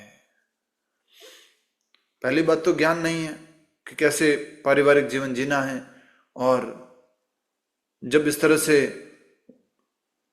देश में गवर्नमेंट द्वारा कुछ इस प्रतिबंध आते हैं तो वो सोचते हैं कि अलग अलग हम दूसरे उपाय अपनाते हैं जिससे कि हम अपना भोग करते रहें और अपना ये संतान उत्पत्ति से बच जाए, अधिक संतानें ना हो हमारी।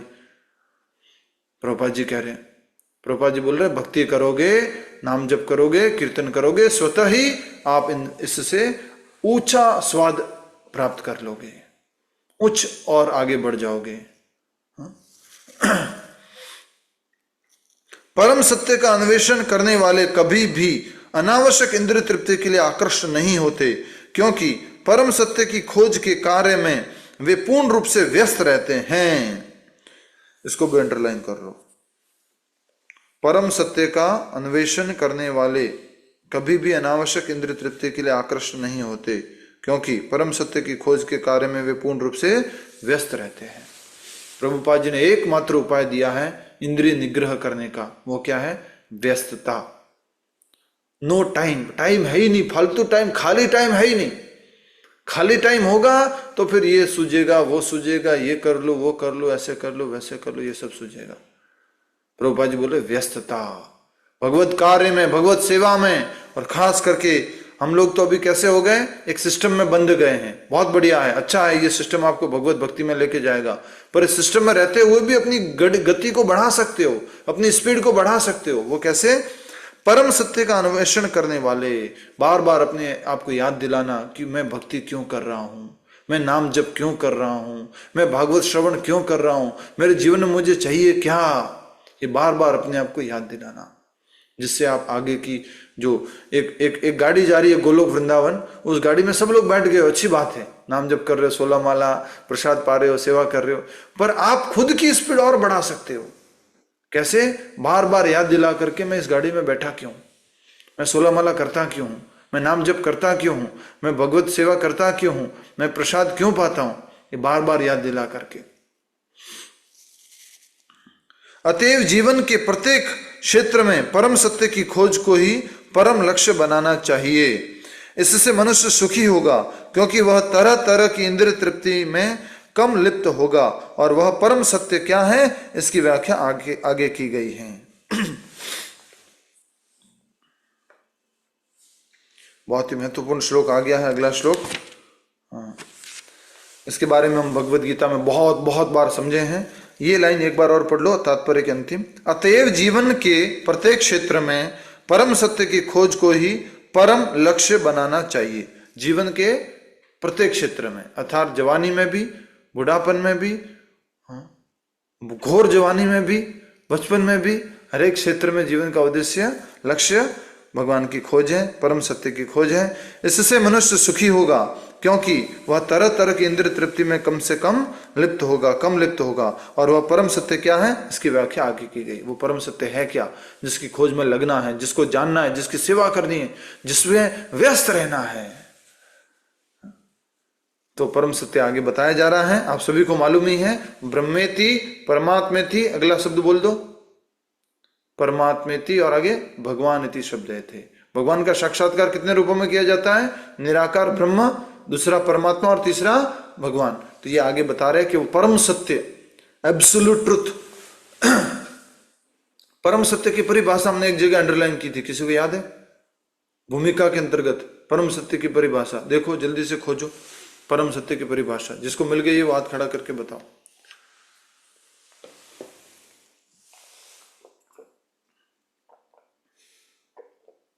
यस, मिल गई, क्या बात है, बताइए माता जी। मिथिलेश माता जी।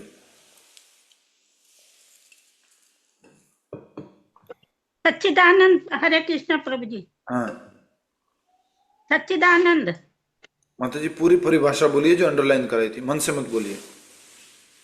सच्चित आनंद। माता जी, जो पूरा अंडरलाइन कराया था इतना ही कराया था? मैं तो नहीं करा। तो फिर पूरी लाइन है उसकी, किसको मिल गया? पूर्विका माता जी बोलिए।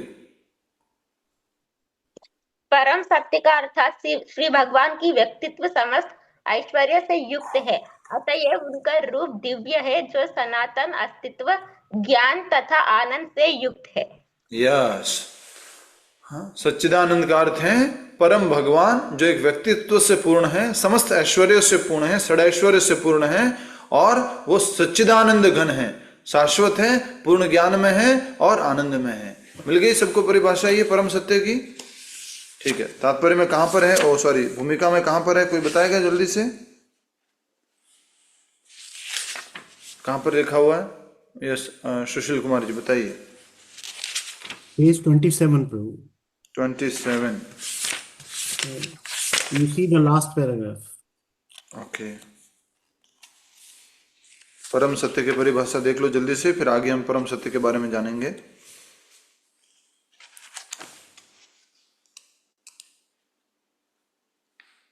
यस, किसी का 27 हो सकता है, किसी का 26 हो सकता है, किसी का 28 हो सकता है। उस पैराग्राफ की शुरुआत होती है, अतः ब्रह्म कभी निराकार नहीं है, ये वाला पैराग्राफ है, ठीक है। तो ये परम सत्य की परिभाषा, परम सत्य अर्थात श्री भगवान का व्यक्तित्व समस्त ऐश्वर्य से युक्त, अतएव उनका दिव्य रूप दिव्य है, जो सनातन अस्तित्व, ज्ञान तथा आनंद से युक्त हैं। तो इसका अर्थ समझना, रटना नहीं है कि रट लिया मैंने तो ठीक है परम सत्य की परिभाषा। अर्थ क्या है कि जो परम सत्य है, जो जिनके बाद और कुछ नहीं है, जहां सब कुछ जाकर के समाप्त होता है, वो एक व्यक्ति है, वो एक सच्चिदानंद घन व्यक्ति है, और वो एक समस्त ऐश्वर्य से परिपूर्ण एक व्यक्ति है, वो निराकार ब्रह्म नहीं है। यह है परम सत्य की परिभाषा। श्लोक संख्या 11 हम पूरा कर लेंगे आज इसको, कृपया करके मेरे बाद रश्मि माता जी दोहरान करेंगे श्लोक का। नए भक्तों से निवेदन है, आप भी क्लास में इस तरह से भाग लें कि हम आपको अवसर प्रदान करें श्लोक उच्चारण करने का और किसी प्रश्न का उत्तर देने का। वदन्ति तत्त्वविदः, वदन्ति तत्त्वतद्विदा, शब्दार्थ में से पढ़िएगा। तत्त्वं यत् ज्ञानम अद्वयम्, तत्त्वं यद् ज्ञानम् अद्वयम्, ब्रह्म इति परमात्मा इति, ब्रह्म इति परमात्मेति। शब्दार्थ में से पढ़िए माता जी। ओके, भगवान इति शब्दते, भगवान इति शब्दते। श्लोक में से वदन्ति तत्तत्त्वविदस्तत्त्वम्, वदन्ति तत्त्वसत्विदस्तम्, वदन्ति तत् तत्त्वविदस्तत्त्वम्। वदन्ति तत् तत्वित् ततत् तत्वतम्। मतलब तत हो रहा है। सॉरी प्रभु, अब ठीक बोलूंगी। श्लोक में से बोल सकते हो, देख के शब्दार्थ में से। वदन्ति तत् तत्त्वविदः तत्त्वम्, वदन्ति तत् तत्त्वविदः तत्त्वम्। वदन्ति तत् तत्विद तत्त्वम्। यज्ञानम् अद्वयम् यद् ज्ञानम् अद्वयम्। ब्रह्मेति परमात्मेति ब्रह्म इति परमात्मा इति भगवान इति शब्दते। भगवान इति शब्दते। वदन्ति तत् तत्त्वविदस्तत्त्वम्। वदन्ति वत् तत् तद्विद तत्त्वम्। यज्ञानम् अद्वयम् यद् ज्ञानम् अद्वयम्। ब्रह्मेति परमात्मेति भगवान इति शब्दते। ब्रह्म इति भगवान इति शब्दते। परमात्मा तो छोड़ दिया आपने। परमात्मा वदन्ति तत्तत्त्वविदस्तत्त्वम् यज्ञानमद्वयम् ब्रह्मेति परमात्मेति भगवान इति शब्दते। शब्दार्थ। वदन्ति वे कहते हैं, तत् वह, तत्त्वविदः विद्वान मनुष्य, तत्वम परम सत्य को, यत जो, ज्ञानम ज्ञान, अद्वयम अद्वैत, ब्रह्म इति ब्रह्म नाम से जाना जाने वाला, परमात्मिति परमात्मा नाम से जाना जाने वाला, भगवान इति श्री भगवान नाम से जाना जाने वाला शब्दते कहते हैं। ये पूरा श्लोक ही महत्वपूर्ण है। ये पूरा श्लोक आपको याद करना है, इंपॉर्टेंट श्लोक टू रिमेंबर। ठीक है। अनुवाद तथा तात्पर्य श्रील प्रभुपाद जी द्वारा। श्रील प्रभुपाद की जय। अनुवाद। परम सत्य को जानने वाले विद्वान, अध्यात्मवादी, तत्वविद इस अद्वैत तत्व को ब्रह्म, परमात्मा या श्री भगवान के नाम से पुकारते हैं। बहुत बढ़िया। अब देखिए, इसको समझने का प्रयास कीजिए। ये थोड़ा सा फिलोसॉफिकल है, थोड़ा सा दार्शनिक है। अब सबसे पहले तो आया हुआ है अद्वय शब्द। अद्वय शब्द का अर्थ क्या है? वो एक ही है, उनके अलावा और दूसरा कोई नहीं है।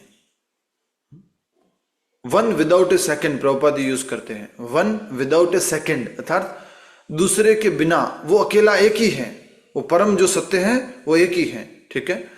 अब कह रहे हैं कि जो अध्यात्मवादी हैं, जो तत्व ज्ञानी विद्वान मनुष्य हैं, तत्वविद हैं, वो क्या कहते हैं? वदंती कहते हैं। क्या कहते हैं? कि उस परम सत्य को तीन रूप से जाना जाता है, तीन नामों से जाना जाता है। क्या क्या नाम है? ब्रह्म, परमात्मा और भगवान। याद रहेगा सबको? ब्रह्म, परमात्मा और भगवान। ये हम बहुत बार पढ़ चुके हैं। वदंती कहा जाता है, तत्वविदः विद्वान मनुष्य लोग कहते हैं, तत्वम परम सत्य को, यद ज्ञानम अद्वयम जो अद्वय है, अर्थात अद्वैत है। अद्वैत से मतलब जिनके बाद दूसरा कोई नहीं है, वही एक ही है। यहाँ पर अद्वैत का मतलब उनके अलावा दूसरा कोई नहीं है। यहाँ पर अद्वैत से मतलब ये नहीं है कि दोनों एक। यहाँ अद्वैत से क्या मतलब है? Only one, there is no second. ठीक है। ब्रह्म इति या तो ब्रह्म नाम से, परमात्मा नाम से या भगवान नाम से कहे जाते हैं, जाने जाते हैं। अनुवाद एक बार फिर से पढ़ लो, ये पूरा श्लोक महत्वपूर्ण है। पहला स्कंद, दूसरा अध्याय, 11वां श्लोक। ठीक है। ये वेरी इंपॉर्टेंट श्लोक है। प्रभुपाद जी हजारों जगह इसको कोट किए हैं। परम सत्य को जानने वाले विद्वान, अध्यात्मवादी जो परम सत्य को जानते हैं, ऐसे अध्यात्मवादी तत्वविद इस अद्वैत तत्व को ब्रह्म, परमात्मा या श्री भगवान के नाम से पुकारते हैं। अद्वैत तत्व समझ में आ गया? नीरज गुप्ता माता जी, अद्वैत तत्व मतलब क्या? बोलिए। नहीं समझ में आया तो बताइए। ब्रह्म या भगवान के नाम से जानते हैं। अद्वैत मतलब क्या? अद्वैत मतलब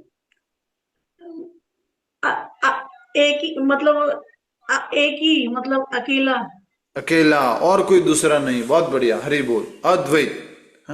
जनरली अद्वैत शब्द उपयोग हमारे मायावादी सिद्धांत के लिए किया जाता है, जिसमें कहा जाता है हम और भगवान एक ही हैं। पर यहाँ पर अद्वैत शब्द का अर्थ ये है, या जो अद्वैत आचार्य हैं हमारे, उनका नाम अद्वैत इसलिए है कि उनके जैसा दूसरा कोई नहीं, ओनली एक। तो उस परम अद्वैत भगवान को क्या कहा जाता है? ब्रह्म, परमात्मा या भगवान। आगे हम पढ़े, इससे पहले ही आपको सरल भाषा में समझा देते हैं कि जब भी आप एक व्यक्ति जो है दूर से पहाड़ को देखता है तो वो कैसा दिखता है? पहाड़ दूर से हरा भरा एक दिखता है कि बस ठीक है, बस हरा हरा हरा हरा हरा हरा है कुछ, ये पहाड़ दिख गया। थोड़ा पास में जाकर के देखेंगे तो क्या दिखेगा कि पेड़ भी है और बड़े बड़े चट्टाने भी है, पत्थर भी है, बड़ा बड़ा है। तो थोड़ा सा फर्क आ गया। क्या पहले वाला झूठ था? क्या जो पहले देखा था वो झूठ था? नहीं। अभी जो देख रहा है वो झूठ है? नहीं। पर पहले वाला क्या पूर्ण था? पूर्ण नहीं था। अब देख रहा है क्या वो पूर्ण है? वो भी पूर्ण नहीं है। तो वो क्या करता है? पहाड़ के ऊपर जाता है, अंदर जाता है और वो हर एक वस्तु देख लेता है। वहां पर पेड़ भी है, छोटे छोटे जलाशय भी हैं, पत्थर भी हैं, धूल भी है, पौधे भी हैं, जानवर भी हैं, चींटी भी हैं, अलग अलग प्रकार के बड़े बड़े जानवर भी हैं, पशु पक्षी भी हैं, सब दिख जाता है उसको। तो उसको बोलते हैं पूर्ण ज्ञान, पूर्ण रूप से देख लिया। पहले वाले ने धूरा देखा था, थोड़ा देखा था, दूसरे वाले ने थोड़ा और देख लिया था, तीसरे वाले ने पूर्ण रूप से देख लिया। हमने भोजन का उदाहरण देके बोला था, किसी को याद है? भोजन का, रसोई घर का। प्रभु जी आज एकादशी है, याद मत दिलाओ प्लीज।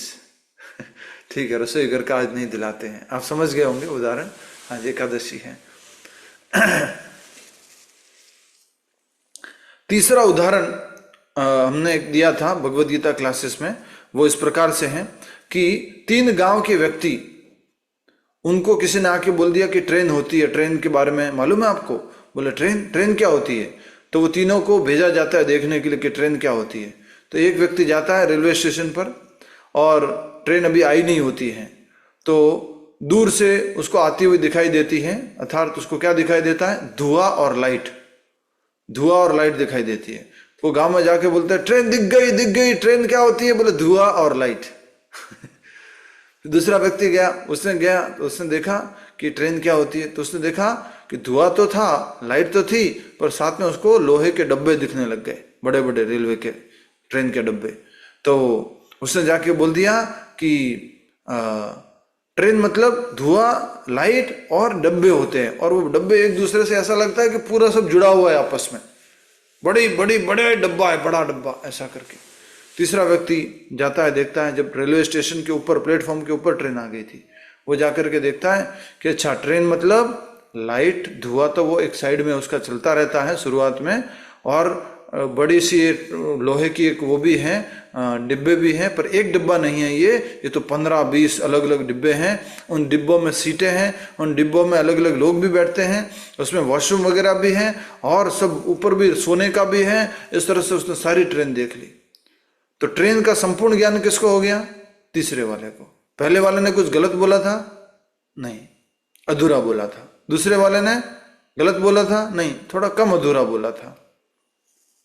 तो इस तरह से सूर्य का उदाहरण भी लेके हम देखते हैं कि कोई बोले सूर्य को देख लिया, बोले हाँ सूरज की रोशनी दिख गई थी मेरे घर के अंदर, मतलब मैंने सूरज को देख लिया। नहीं, अभी आपने रोशनी देखी, प्रकाश देखा। बाहर जाके देखो वो है कहाँ पर? बोले अभी यहाँ पर है, बीचों बीच आ गया है, 12 बज गई है, अभी बीचों बीच आ गया, सर के ऊपर सूरज का ग्रह दिख रहा है। पर सूर्य ग्रह का राजा कौन है वहां पर? तो वो ग्रह के ऊपर जाके देखना, वो विवस्वान है। तो सूर्य के दर्शन 3 रूप में हुए, रोशनी के रूप में, उस ग्रह के रूप में, और उसके ऊपर जो राजा है उनके रूप में। तो इस तरह से परम सत्य के दर्शन 3 प्रकार से होते हैं। ब्रह्म निराकार, परमात्मा भगवान चतुर्भुज रूप में जो हृदय में बैठे हुए, कण कण में जो व्याप्त है, और तीसरा जो परम और पूर्ण रूप है वो है द्विभुज मुरलीधारी श्याम सुंदर रूप, परम भगवान रूप। अब आइए, हमारे लिए तात्पर्य बहुत सरल हो जाएगा और जल्दी से हम पूरा कर लेंगे। परम सत्य ज्ञाता तथा ज्ञेय दोनों हैं। ज्ञाता और ज्ञेय। ज्ञाता मतलब सब कुछ जानते हैं, और ज्ञेय मतलब जिनको हमें जानना है। समझ में आ गया? परम सत्य ज्ञाता भी है, वो सब कुछ जानते भी हैं, और हमें उनको जानना है। ज्ञेय हमारे जीवन का लक्ष्य है। ये गीता के 13वें अध्याय में हमने पढ़ा था। और इनमें कोई गुणात्मक भेद नहीं है। किसमें? ज्ञाता और ज्ञेय में। जिनको जानना है और जो सब कुछ जानना है, उसमें कुछ गुणात्मक भेद नहीं है, गुणात्मक रूप से एक ही है। अतः ब्रह्म, परमात्मा तथा श्री भगवान गुणात्मक रूप से एक ही है। क्या ऐसा किया जा सकता है? सूर्य की रोशनी को अलग कर लो सूर्य के ग्रह से, और सूर्य के ग्रह को विवस्वान से अलग कर लो? ऐसा संभव है? नहीं संभव है। तो गुणात्मक रूप से ये एक ही है और इनको अलग नहीं किया जा सकता। इसी को उपनिषदों के जिज्ञासु निर्विशेष ब्रह्म के रूप में, हिरण्यगर्भ या योगी जन अंतर्यामी परमात्मा के रूप में तथा भक्तगण श्री भगवान के रूप में अनुभव करते हैं। अब कौन किस रूप में अनुभव करता है ये याद रख लीजिए। ये लिखा हुआ है उपनिषदों के जिज्ञासु अर्थात ज्ञानी लोगों को क्या लक्ष्य है? निराकार ब्रह्म। ठीक है, ज्ञानी लोग क्या चाहते हैं? निराकार ब्रह्म में विलीन होना चाहता है, ज्ञान मार्गी लोग। दूसरा है योगी जन जो अष्टांग योग का अभ्यास करते हैं, वो क्या करना चाहते हैं? परमात्मा दर्शन, परमात्मा साक्षात्कार। दूसरे हो गए योगी जो परमात्मा साक्षात्कार। ये समझ लेना आप अपने जीवन में बहुत महत्वपूर्ण है। ये लोग हमें बहुत बार चुनौती देते हैं या प्रश्न करते हैं, ये आपको मालूम होना चाहिए। ब्रह्म, परमात्मा और भगवान। ज्ञानी लोग ब्रह्म, निराकार ब्रह्म में विलीन होना चाहते हैं। वो कहते हैं कि भगवान श्री कृष्ण जो है ना, वो तो बस ऐसे ही आगे थे, साधारण व्यक्ति थे, निराकार ब्रह्म सर्वश्रेष्ठ है, वो ये बोलते हैं। निराकार ब्रह्म से भगवान कृष्ण आए, निराकार ब्रह्म से राम जी आए, वो ऐसा बोलते हैं। लेकिन सत्य क्या है? ब्रह्म किससे आता है? भगवान से आता है। ज्योति किससे आती है? ज्योति के स्रोत से आती है। सूर्य का प्रकाश किससे आता है? विवस्वान से आता है। विवस्वान नहीं है तो सूर्य का प्रकाश नहीं आएगा।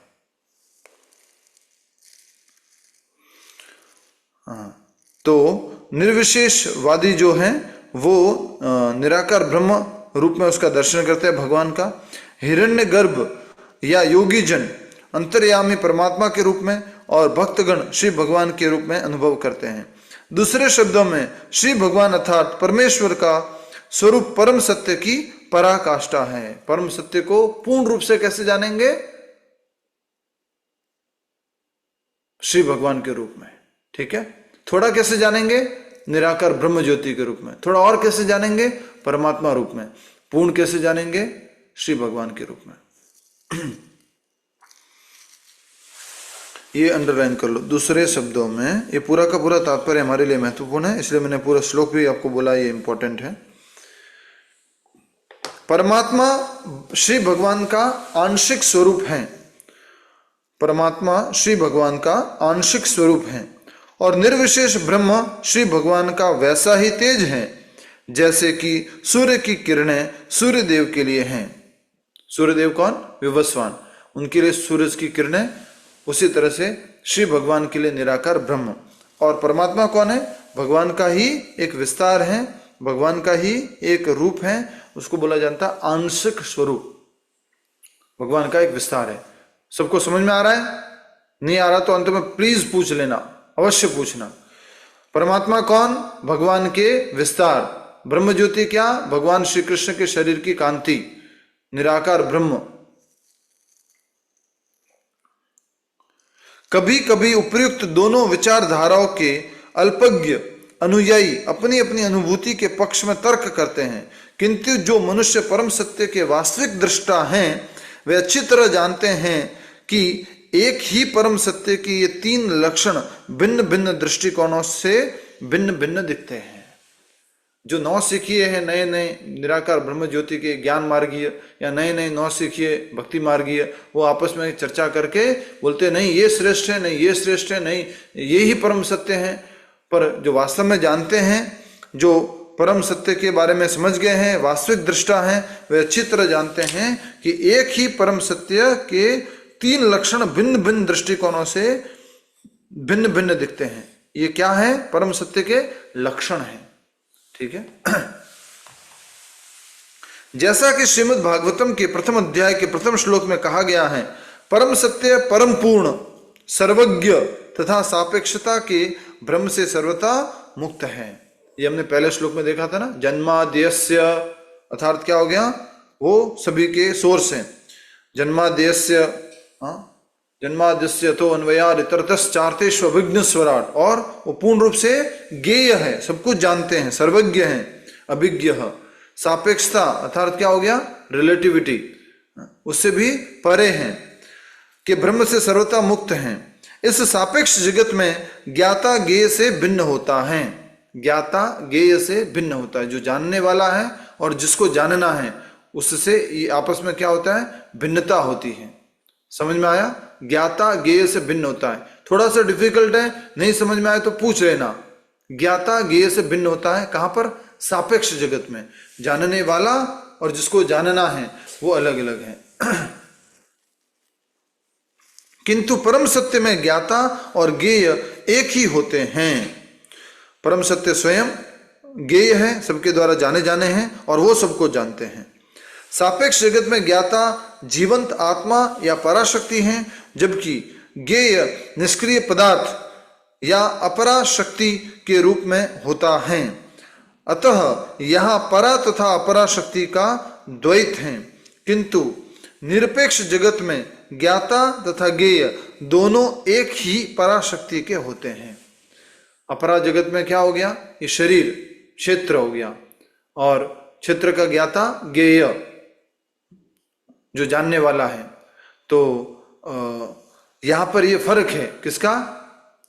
पदार्थ का और आत्मा का। आध्यात्मिक जगत में पदार्थ और आत्मा का भेद नहीं है। आध्यात्मिक जगत में पदार्थ और आत्मा एक ही है, वहां पर पदार्थ होता ही नहीं है। अतः यहां परा तथा अपरा शक्ति का द्वैत है, किंतु निरपेक्ष जगत में ज्ञाता तथा ज्ञेय दोनों एक ही पराशक्ति के होते हैं। परम शक्तिमान की 3 प्रकार की शक्तियां होती हैं। शक्ति तथा शक्तिमान में कोई अंतर नहीं होता। तो शक्तियां कौन सी है? परम शक्तिमान की 3 शक्तियां कौन बताएगा? परम शक्तिमान की 3 शक्तियां, लक्ष्मी पेंडलिया माता जी जल्दी बताइए। पराशक्ति, अपराशक्ति और तटस्थ शक्ति। यस, परा अपरा और तटस्थ शक्ति होती है। ये कहां पर है? तो बोल रहे हैं परम जो शक्तिमान है उनकी 3 शक्तियां हैं। पराशक्ति जो आध्यात्मिक जगत में है, अपराशक्ति जो इस भौतिक जगत में है, और तटस्थ शक्ति जो आत्मा जो इस परा और अपरा के बीच में है, जो कभी भक्ति करती है तो पराशक्ति में, नहीं तो अपराशक्ति में रहती है। परम शक्तिमान की 3 प्रकार की शक्तियां होती हैं। शक्ति तथा शक्तिमान में कोई अंतर नहीं होता, लेकिन शक्तियों की गुणवत्ता में अंतर होता है। समझ में आया आपको? शक्ति और शक्तिमान, शक्ति और शक्तिमान, हमेशा इसको याद रखिएगा। Energy and energetic. तो एनर्जी और एनर्जेटिक, शक्ति और शक्तिमान। अगर शक्ति है, सूर्य का प्रकाश है, ये शक्ति हो गई, तो शक्तिमान भी होगा। और शक्तिमान कौन है? विवस्वान, सूर्य के राजा, तो शक्तिमान है। तो कह रहे हैं यहां पर परम जगत तथा जीवात्मा एक ही पराशक्ति से बने हैं, लेकिन यह भौतिक जगत अपराशक्ति है। जीव अपराशक्ति के संपर्क में रहने से मोहग्रस्त हो जाता है और यह सोचता है कि वह अपराशक्ति से संबंधित है। जल्दी से बताओ अपराशक्ति क्या है जीव के संदर्भ में? सुशील अहंकार माता जी, अपराशक्ति क्या है? शरीर है प्रभु जी। शरीर। तो इतने समय से इस भौतिक जगत में शरीर के संपर्क में रहने से जीव सोचता है कि मैं अपराशक्ति हूं, मैं ये शरीर हूं। आगे, अतः भौतिक जगत में सापेक्षता का भाव है, अर्थात इसके सापेक्ष में ये, किंतु परम पूर्ण में ज्ञाता तथा ज्ञेय में अंतर नहीं होता और प्रत्येक वस्तु पूर्ण परम होती है। आध्यात्मिक जगत में क्या है? सब कुछ पूर्ण है, किसी तरह का भेद नहीं है, क्योंकि हर एक वस्तु वहां पर क्या है? आध्यात्मिक है। आत्मा भी आध्यात्मिक है, शरीर भी आध्यात्मिक है, सब कुछ वहां आध्यात्मिक है। इसलिए यहां पर कहा जा रहा है किंतु परम पूर्ण में ज्ञाता तथा ज्ञेय में अंतर नहीं होता और प्रत्येक वस्तु पूर्ण परम होती है। ओम पूर्णमद पूर्णमिदम पूर्णात् पूर्णमुदच्यते, सब कुछ पूर्ण है। वहां कभी भी कुछ भी खत्म नहीं होता है, समाप्त नहीं होता, हमेशा अपने आप में परिपूर्ण रहता है। आध्यात्मिक जगत में कुछ भेद नहीं है शक्ति और शक्तिमान में। ठीक है, हरे कृष्ण। प्रभुपाद जी कहते हैं एक बात और जो आगे आएगी, फिर भी शक्तिमान शक्तिमान ही रहेगा, अलग नहीं कर सकते आप शक्ति को और शक्तिमान को, फिर भी शक्तिमान शक्तिमान ही रहेगा। इसलिए ये प्रभुपाद जी ने यहां पर बोला है कि हाँ, लेकिन शक्तियों की गुणवत्ता में अंतर होता है। शक्ति तथा शक्तिमान में कोई अंतर नहीं होता, लेकिन शक्तियों की गुणवत्ता में अंतर रहता है। प्रकाश थोड़ा सा बादलों से आकर के ढक गया, ये सब हमें दिख रहा है, कमी थोड़ा सा हो सकता है, लेकिन जो सूर्य है उसमें किसी भी प्रकार का कुछ जो विवस्वान है उसकी गुणवत्ता में कोई कमी नहीं आती है। ये प्रभुपाद जी में समझा रहे हैं। परम सत्य का साक्षात्कार 3 रूपों में, ब्रह्म, परमात्मा और भगवान। क्या भगवान निराकार होते हैं? सभी लोग उत्तर देंगे। क्या भगवान निराकार होते हैं?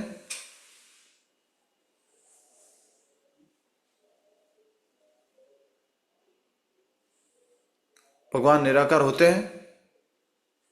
नहीं, गलत उत्तर है आपका। भगवान निराकार भी हैं, भगवान परमात्मा भी हैं और भगवान साकार भी हैं। निराकार किस रूप में? ब्रह्म ज्योति के रूप में। किसकी ज्योति है वो? भगवान की ज्योति है। क्या भगवान से वो अलग की जा सकती है? नहीं की जा सकती। जो मायावादी, ज्ञानी, जो निर्विशेषवादी, ये कहाँ विलीन होना चाहते हैं? भगवान की उस ज्योति में विलीन होना चाहते हैं। क्या वो भी मुक्ति है? हाँ, वो भी मुक्ति है। तो इस प्रकार हमने ये महत्वपूर्ण बात को समझा है। किसी का कोई प्रश्न हो, थोड़ा सा ये सैद्धांतिक बातें थी। यहाँ पर एक बहुत इंपॉर्टेंट नोट हमें भेजा है। वैकुंठ स्वरूप, वैकुंठ में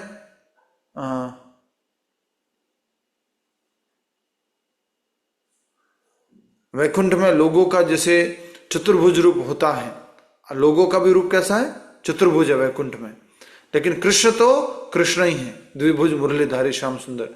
कृष्ण कृष्ण ही है। कृष्ण जैसे रूप, चतुर्भुज रूप वाले और कोई बहुत सारे लोग हो गए, लेकिन कृष्ण फिर भी कृष्ण रहते हैं। इसलिए यहां पर ये कहा गया है। ठीक है, किसी का कोई प्रश्न है तो माइक अनम्यूट करके प्लीज पूछिए। उसके तुरंत बाद हम नाम जप करेंगे, हरे कृष्ण। और जो वर्कशीट से संबंधित प्रॉब्लम थी वो सॉल्व कर दी गई है। यस, कोई प्रश्न? नहीं? नाम जप करें। हरे कृष्ण प्रभु जी। हरे कृष्णा। प्रभु जी, जैसे अभी हम लोग ने उसमें भगवद गीता में वर्णन आता है कि जैसे मायावादी निशेषवादी जो है वो बोलते हैं ब्रह्म स्वरूप है। जैसे आपने अभी कहा, जब आपने कहा कि निराकार रूप में है, तो वहां पे ये थोड़ा जो मायावादी जो कहते हैं या जो निर्विशेषवादी हैं, जो इसको ब्रह्म रूप में ही मानते हैं, ज्योति रूप में ही, वो इसको किसी आकार या स्वरूप में नहीं मानते। तो फिर उनका कहना भी एक तरह से अपनी जगह वो भी सही है। अगर ये 100% सही है, मतलब 100% सही है, 100% सही। यही तो प्रभुपाद जी ने लिखा है तात्पर्य में। ये तो कह रहे प्रभुपाद जी, कभी कभी उपर्युक्त दोनों विचारधाराओं के अल्पज्ञ अनुयायी अपनी अपनी अनुभूति के पक्ष में तर्क करते हैं। पर कैसे ही ये लोग? अल्पज्ञ। किंतु जो मनुष्य परम सत्य के वास्तविक दृष्टा हैं, वह चित्र जानते हैं कि एक ही परम सत्य के 3 लक्षण भिन्न भिन्न दृष्टिकोणों से भिन्न भिन्न दिखते हैं। दृष्टिकोण याद करो। दूर से देखा एक पहाड़, थोड़ा पास जाके देखा पहाड़ में पत्थर और पेड़ और ये सब दिख रहे, और अंदर जाके देखा तो सब कुछ दिख रहा है। अलग अलग दृष्टिकोण। नहीं, नौसिखिए बोल सकते हैं नहीं, पहाड़ मतलब बस पेड़ ही होते हैं, हरा भरा ही होता है। ये नौसिखियों का कहना है। ठीक है, हरे कृष्ण प्रभु जी। हरे कृष्ण प्रभु जी। यस माता जी। प्रभु जी, मुक्ति का लक्ष्य और अंतिम लक्ष्य दोनों एक ही है कि अलग अलग है, वो समझना है। अंतिम लक्ष्य यहाँ पर क्या सापेक्ष में बोल रहे हो मुझे मालूम नहीं, पर अपने सरल भाषा में आप जो प्रतिदिन उपयोग करते हैं उसके संबंध में बोल दो कि मुक्ति का लक्ष्य या जीवन का लक्ष्य या परम लक्ष्य ये सब एक ही है। वो है भगवत सेवा, भगवत प्राप्ति, कृष्ण प्रेम। हम सब लोगों के लिए जो भक्ति कर रहे हैं ना, उनके लिए मुक्ति भी लक्ष्य नहीं है। उनके लिए लक्ष्य क्या है? भगवत प्रेम, कृष्ण सेवा। नाम जप का लक्ष्य क्या? नाम जप। सेवा का लक्ष्य क्या? सेवा। भागवत श्रवण करने का लक्ष्य क्या? और भागवत श्रवण। ठीक है माता जी। हरे कृष्ण। हरे कृष्ण प्रभु जी। हाँ जी माता जी। जी, सापेक्ष जगत और निरपेक्ष जगत क्या होता है प्रभु जी? सापेक्ष जगत जहां पर किसी और के साथ में कंपेयर करके देखा जाता है उसको सापेक्ष जगत कहते हैं। निरपेक्ष जगत जहां पर सब कुछ उसी शक्ति का बना हुआ है, इसलिए कंपेयर करके देखा नहीं जाता। वहां पर सब कुछ शाश्वत रूप से एक जैसा ही रहता है। सापेक्ष जगत में अगर कहें कि आप इतने सारे लोग क्लास में हैं, मैं कहूं कि ये जो बैठे हुए हैं, उदाहरण के लिए बोल रहा हूं, कृष्णकांत जी हैं, इनकी हाइट सबसे ज्यादा है, कहां पर सबसे ज्यादा है? इस क्लास में बैठे लोगों में। क्या बाकी बाहर के लोगों से कंपेयर करेंगे इससे ऊंचा कोई बड़ा व्यक्ति नहीं है? बोला है। तो ये सापेक्ष जगत है, ठीक है। निरपेक्ष जगत मतलब वहां पर एब्सोल्यूट है, सब कुछ अपने आप में ही वो परम सत्य है,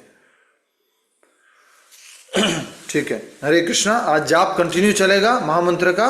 क्लास के बाद भी जो लोग कंटिन्यू जाप करना चाहते हैं, एक